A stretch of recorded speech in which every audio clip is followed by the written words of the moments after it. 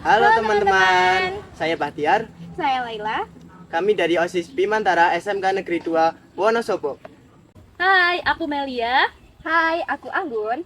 Kami dari Organisasi Paskibraka Dapati SMK Negeri 2 Wonosobo. Halo, saya Irena. Saya Mustaqim, Kami dari Ambalan Gajah Mada, SMK Negeri 2 Wonosobo. Saya Antonius. Saya Anas, kami dari PMR Wiralaskar SMK Negeri 2 Wonosobo. Saya Arini. Saya Aini. Kami dari organisasi pecinta alam SMK Negeri 2 Wonosobo. Halo, saya Wildan. Saya Bunga. Kami dari organisasi Rois Asalam SMK Negeri 2 Wonosobo.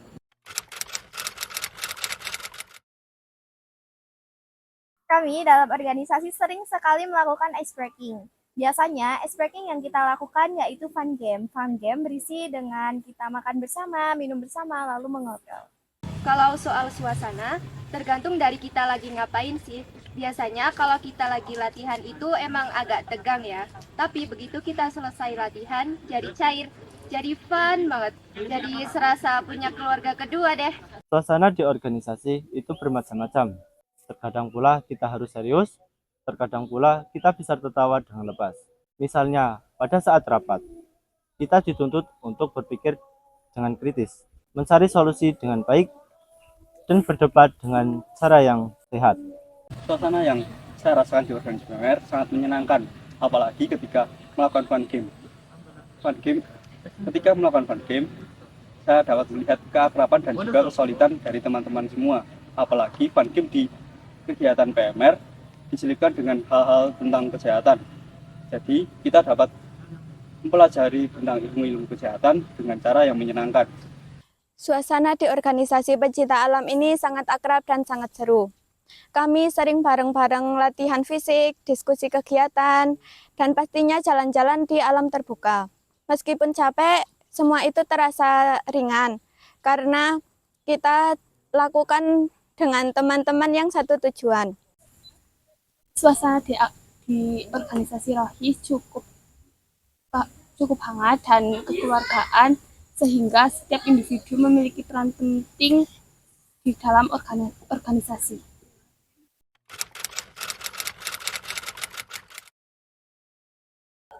Motivasi saya dalam masuk organisasi OSIS yaitu untuk melatih public speaking saya. Dikarenakan public speaking sangat dibutuhkan dalam dunia industri. Dikarenakan pada saat itu kita melakukan wawancara. Nah, disitulah kepentingan dari public speaking kita. Kalau dari aku sendiri, aku ingin masuk organisasi Paskibraka Dapati karena aku ingin meningkatkan rasa cinta tanah air, melatih jiwa kepemimpinan, serta membentuk diri menjadi lebih percaya diri. Selain itu, banyak pengalaman yang kami dapat. Plus, relasi pertemanan juga makin luas. Saya ingin menjadi versi terbaik dari diri saya sendiri, di mana saya tidak hanya menjadi siswa yang pasif, tapi saya juga dapat menguasai banyak sekali soft skill seperti public speaking, leadership, dan selain itu saya juga dapat memiliki personal branding saya sendiri.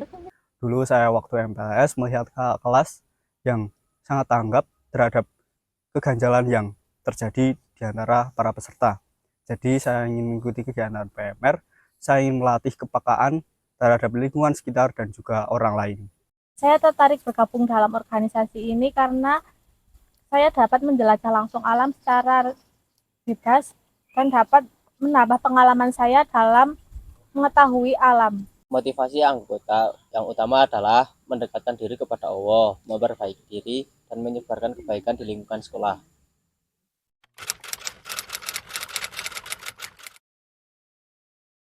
Tantangan yang sedang kami hadapi yaitu cyberbullying.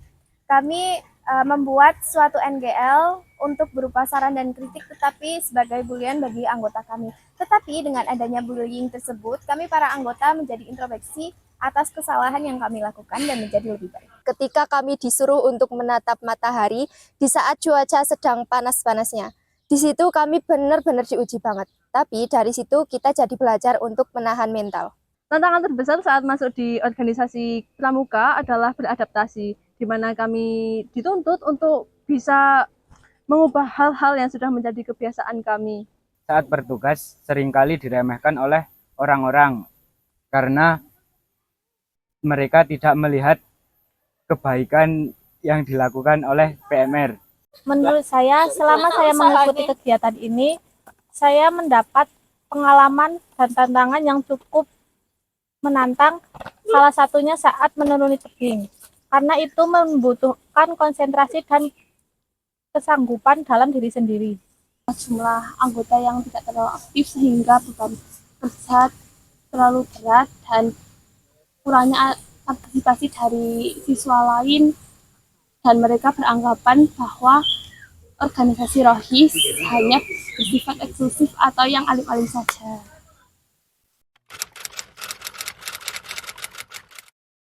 Kesan yang paling berkesan di organisasi OSIS yaitu pada saat melakukan rapat, dikarenakan di sini kita melatih bagaimana cara kita untuk menyampaikan pendapat kita dan bertukar pikiran dalam menyelesaikan suatu masalah, dan juga di sini kami bermusyawarah untuk melakukan sesuatu yang harus kita lakukan untuk menjadi lebih baik ke depannya. Menurut aku, kesan paling berarti waktu ikut LDK. Rasanya campur aduk, capek iya, tapi seru banget. Banyak pelajaran baru yang aku dapat, terutama dalam kedisiplinan dan tanggung jawab.